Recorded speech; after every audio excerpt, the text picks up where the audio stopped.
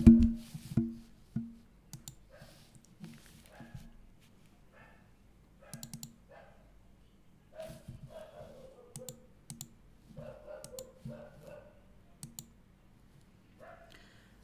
Students and welcome to our YouTube channel engineer same classes. जैसे आप सबको पता है कि एसएससी जेई का वैकेंसी आ गया है और इसमें लगभग 1300 के करीब वैकेंसीज़ है और इसमें और कम से कम 1200 वैकेंसी ऐड ऑन होने वाला है और अक्टूबर मिड में एग्ज़ाम का डेट भी अनाउंस है, जैसे आप सबको पता है, नोटिफिकेशन में मेंशन है। इसके बाद आरआरबी जेई का वैकेंसी आने वाला है, लगभग 14,000 के करीब आरआरबी जेई का वैकेंसी आने वाला है। स्टेट जेई एई की वैकेंसीज आते रहता है और आज हम प्रैक्टिस करेंगे फ्लूइड मैकेनिक्स सीरीज चल रहा है, जो सिविल और मैकेनिकल के लिए काफ़ी सिग्निफिकेंट सब्जेक्ट माना जाता है। अगर मैकेनिकल प्रोस्पेक्टिव से आप बात करें तो कम से कम 20 से 25 क्वेश्चन पूछे जाते हैं और सिविल से में भी 15 क्वेश्चन ऑलमोस्ट पूछे जाते हैं। इससे पहले हम लोगों ने प्रैक्टिस किया है प्रॉपर्टीज़ ऑफ फ्लूइड का, पूरी क्वेश्चन हमने देखा। जो कॉन्सेप्चुअल था प्रेशर मेजरमेंट का देखा, hydrostatic force on the surface का देखा, बॉयंसी फ्लोटेशंस का हमने देखा है। फ्लूइड काइनेमेटिक्स अभी चल रहा है आपका चैप्टर नंबर 6 फ्लूइड डायनेमिक्स, और फ्लूइड डायनेमिक्स का ये पार्ट 2 है, क्योंकि जो इम्पोर्टेंट चैप्टर्स हैं उस पर ज़्यादा हम लोग फोकस कर रहे हैं। जो कॉन्सेप्चुअल क्वेश्चन है उस पर हम लोग फोकस कर रहे हैं ताकि उसके थ्रू आपका कॉन्सेप्ट क्लियर हो सके। तो चलिए स्टार्ट करते हैं सेशन नंबर 11 और फ्लूइड मैकेनिक्स का सेशन 11 में फिर से आप सबका स्वागत है। क्वेश्चन नंबर 1, क्वेश्चन नंबर 1 क्या कह रहा है? Venturi meter is use to measure the flow of fluid in a pipe when pipe is. Venturi meter का क्या पर्पस होता है?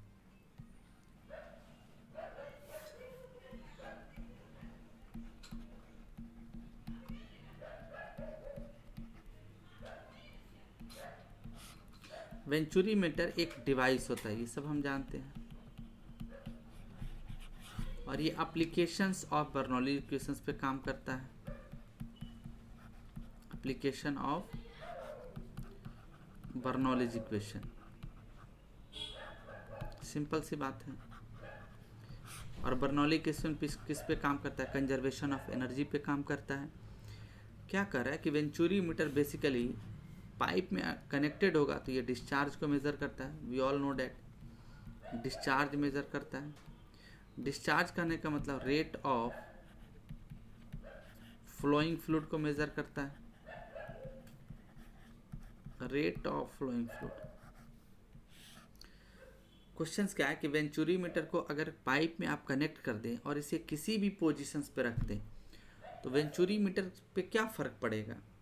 जितना लिक्विड का मेज़रमेंट डेप्थ के फॉर्म में होगा, वेंचुरी मीटर का जो रीडिंग होगा उसी हाइट पे डिपेंड करेगा, डेप्थ पे डिपेंड करेगा, क्योंकि बाकी सब जो पैरामीटर्स है उसमें कांस्टेंट आता है।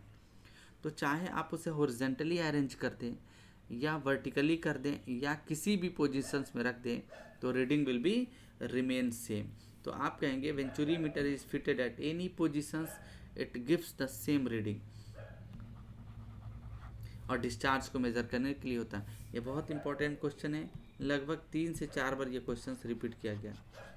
ऑप्शंस इस तरह से भी रहता है कि venturi meter is fitted at horizontal, vertical और इंक्लाइंड, और D all of the above. तो आप कहेंगे किसी भी पोजीशंस पे आप इसे फिट कर दें, रीडिंग आपका सेम होगा, रीडिंग पे कोई इम्पैक्ट नहीं पड़ेगा।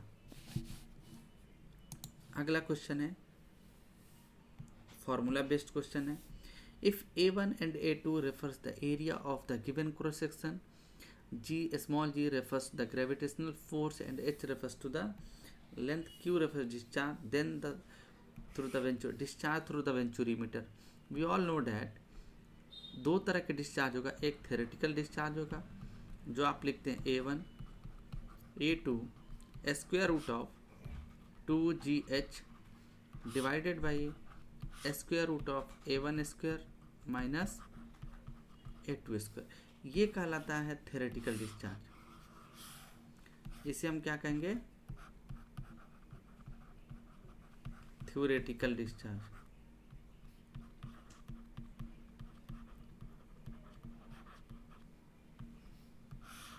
लेकिन क्या ये एक्चुअल कंडीशंस में कभी भी पॉसिबल है? नहीं होगा। Some losses will be there, चाहे वो मेजर लॉसेस हो या माइनर लॉसेस हो, लॉस तो होगा ही। तो आप कहते हैं the Q actual equal to the some losses C D of Q theoretical. और सी डी को आप क्या कहते हैं? कोएफिशिएंट ऑफ डिस्चार्ज, जो रेशियो होता है actual discharge to the theoretical discharge. और इस सी डी का वैल्यू जो होता है लेस देन 1 होता है, और सी डी का वैल्यू लाई करता है 0.95 to 0.99।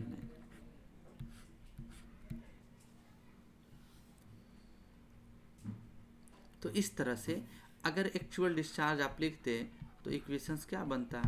Coefficient of discharge C D A1 A2 square root of 2GH divided by square root of A1 square minus A2 square. तो इस तरह से इक्वेशंस बनेगा। और आप देखेंगे कि थ्योरेटिकल डिस्चार्ज पूछा है, कोएफिशिएंट ऑफ डिस्चार्ज नहीं दिया गया, कोई दिक्कत नहीं है। इक्वेशन आपको पता होना चाहिए, प्रॉब्लम को आप सॉल्व कर। इस पे कभी कभार न्यूमेरिकल भी पूछ लिया जाता है, तो इक्वेशंस ध्यान होनी चाहिए, तभी आप सॉल्व कर सकते हैं।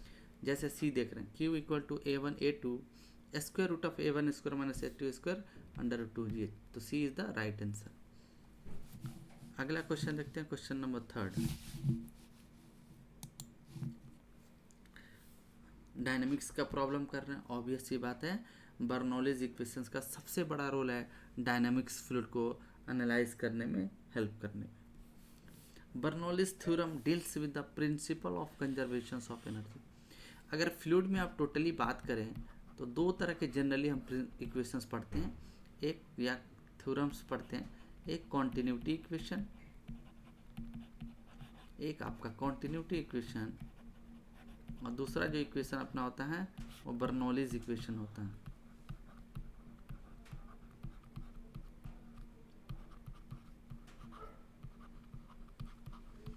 एक आपका कॉन्टिन्यूटी इक्वेशन है, दूसरा बर्नौलीज इक्वेशन है। कॉन्टिन्यूटी इक्वेशन आपका काम करता है कंजर्वेशन ऑफ मास पे, कंजर्वेशन ऑफ मास पे, और बर्नौलीज इक्वेशन काम करता है कंजर्वेशन ऑफ एनर्जी पे, कंजर्वेशन ऑफ एनर्जी पे। कंजर्वेशन ऑफ मास होता है और कंजर्वेशन ऑफ एनर्जी होता है। बर्नौलीज इक्वेशंस के बहुत सारे एप्लीकेशंस हैं। बर्नौली इक्वेशंस के कुछ एजम्पशंस हैं। तो बर्नौली इक्वेशन किसके लिए एप्लीकेबल होता है? स्टेडी फ्लो के लिए, स्टेडी फ्लो के लिए होता है। दूसरा, फ्लो का नेचर इनकम्प्रेसिबल होना चाहिए, incompressible will be there. Ideal होना चाहिए और नॉन विस्कस होना चाहिए।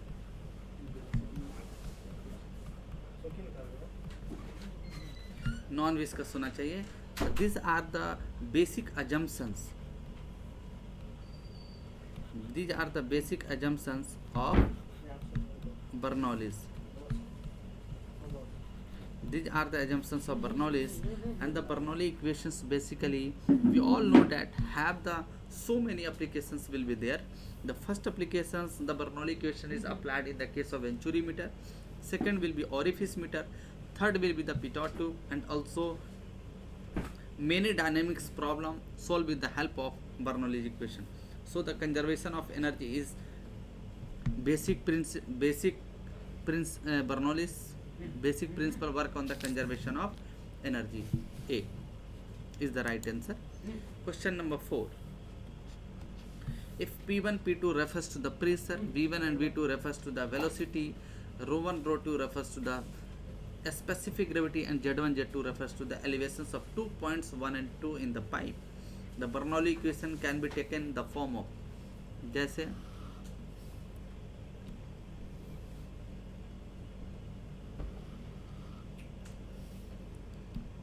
मान लीजिए कि ये एक पाइप है और इसमें फ्लूइड फ्लो कर रहा है, and we assume the section 11 and section 22, section 11 and section 22, all the assumptions are applied in this section.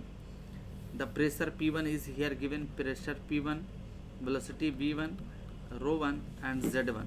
Now the pressure P2, velocity V2, rho 2 and Z2. Bernoulli equation states that each and every point along the direction of flow, the energy will be constant. The simple equation written as P by rho G plus B square by 2G plus Z equal to constant होता है.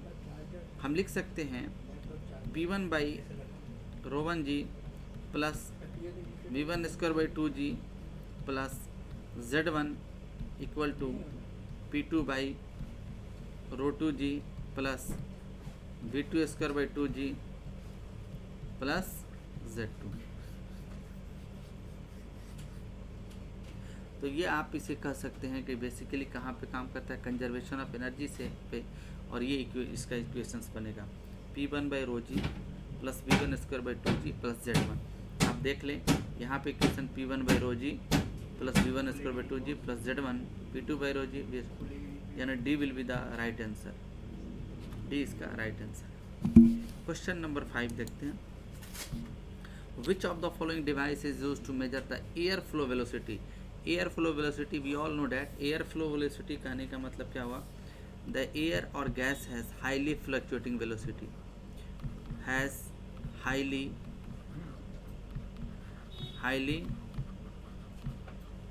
Fluctuating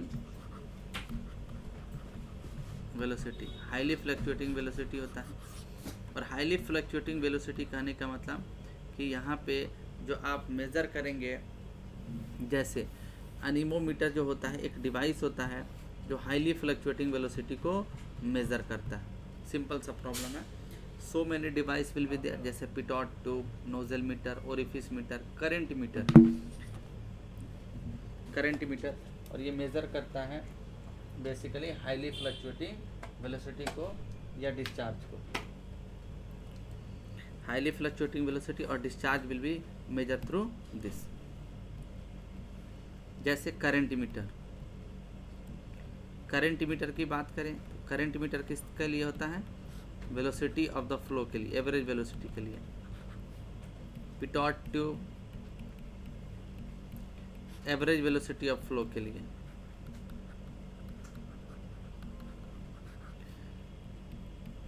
अनीमोमीटर highly fluctuating velocity यानी gas velocity आप बोल सकते हैं. Nozzle metre discharge के लिए होता है. ओरिफिस मीटर डिस्चार्ज के लिए होता है. Venturi meter also use to measure the discharge. तो इस क्वेश्चन का आंसर क्या होगा, अनीमोमीटर. ये सारे जो डिवाइस है 5-6 डिवाइस, उसको याद रखेंगे, एक क्वेश्चन आता है एग्जाम में. अगला सवाल है question number 6. In Bernoulli equation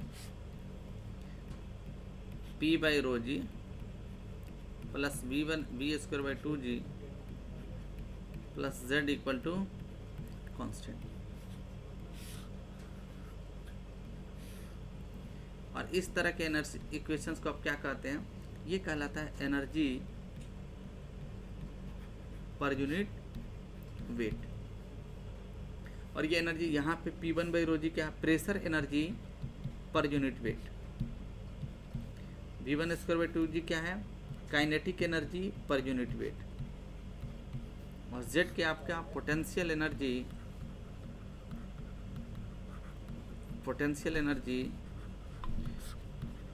पर unit weight.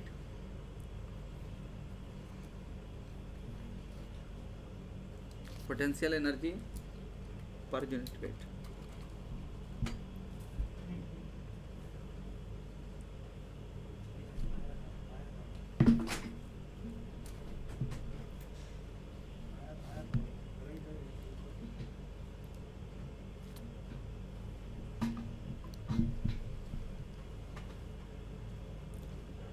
Potential energy per unit wait.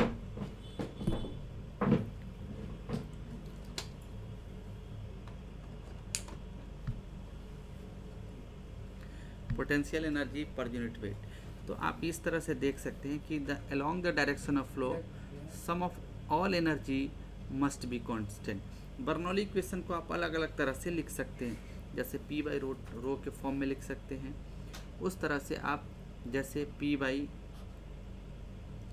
Row plus V square by 2G से multiply plus ZZ equal to constant, ऐसे लिख सकते हैं।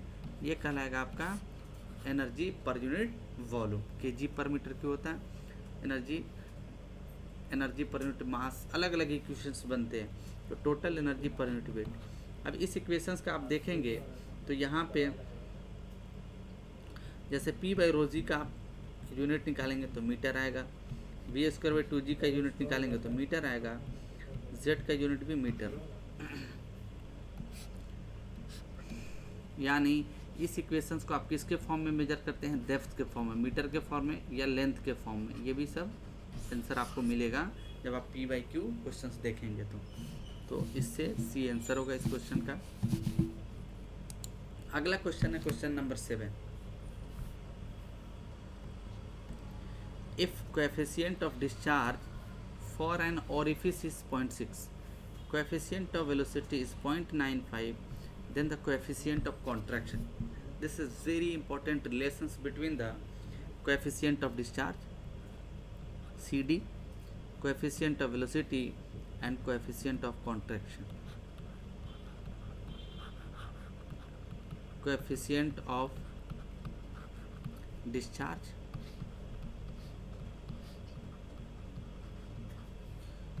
coefficient of velocity, and third will be coefficient of contraction.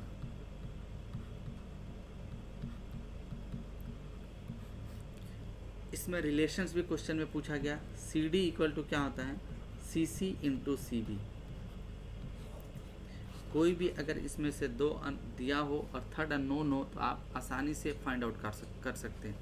जैसे आप देख रहे हैं coefficient of discharge of an orifice, C D का वैल्यू दिया हुआ है 0.6 equal to coefficient of velocity and the coefficient of contraction आपको निकालना है सी सी, और सी बी का वैल्यू है 0.95। जब सी सी का वैल्यू आप देखेंगे तो लिख सकते हैं 0.6 डिवाइडेड बाई 0.95। जब इसे सॉल्व करेंगे तो आएगा वैल्यू 0.631, और कोएफिशिएंट ऑफ कॉन्ट्रैक्शंस का रेंज भी यही होता है 0.6 to 0.65, तो B will be the right answer here. Question number 8, pitot static tube is used to measure. Pitot tube एक ऐसा डिवाइस है जो एवरेज वेलोसिटी ऑफ फ्लो को मेजर करता है। पिटो एक साइंटिस्ट थे जिन्होंने इस डिवाइस का डिस्कवरी किया था। बड़ी रोचक कहानी है इनकी। उन्होंने जब ये जर्मन साइंटिस्ट हैं, इन्होंने जब इस डिवाइस को डिस्कवर किया तो अचानक से नदी के रिवर्स के किनारे वो टहल रहे थे। उन्होंने ये सोचा कि how to measure the velocity of the flow of the water in the river, कैसे मेजर किया जाए। तो उन्होंने कहा ये सिंपल तरीका है। उनके साइंटिस्ट थे, उनका काम था रिसर्च करना। उस सिचुएशंस में उन्होंने क्या कहा कि उन्होंने एक ग्लास ट्यूब लिया, और वो ऐसा ग्लास ट्यूब था जो राइट मतलब 90 डिग्री पे बेंट था, राइट एंगल पे बेंट था। उन दो इसके पोर्शन में, एक वर्टिकल पोर्शन हुआ, दूसरा हॉरिजॉन्टल पोर्शन हुआ। हॉरिजॉन्टल पोर्शंस को वहाँ पे कनेक्ट कर दिया जहाँ पे उन्हें वेलोसिटीज मेजर करना था, और वर्टिकल पोर्शंस को उन्होंने ओपन टू द एटमॉस्फेयर छोड़ दिया। जैसे मान लीजिए this will be the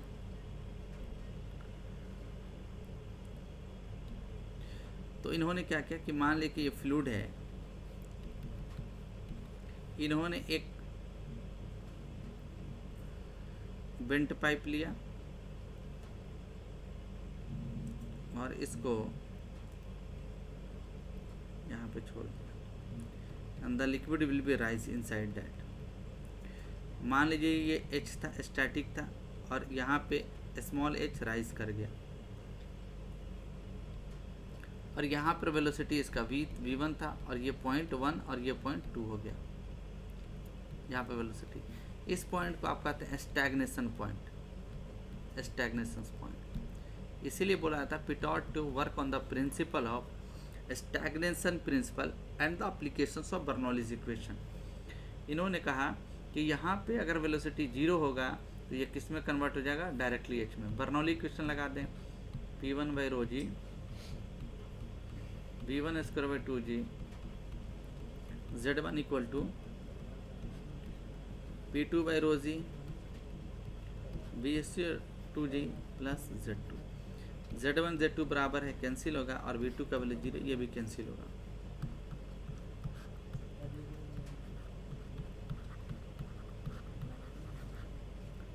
equal to P2 by P, ये कितना है H प्लस H, तो यानी यहाँ से इसका वैल्यू भी H है, ये H कैंसिल होगा, V1 square by 2G equal to आ गया स्मॉल h। यानी आप बोल सकते हैं कि पिटॉट स्टैटिक ट्यूब जो है वो किसको मेजर करता है, difference between the static pressure and dynamic pressure.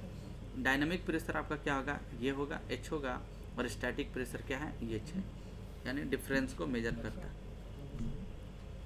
और एवरेज वेलोसिटी ऑफ फ्लो को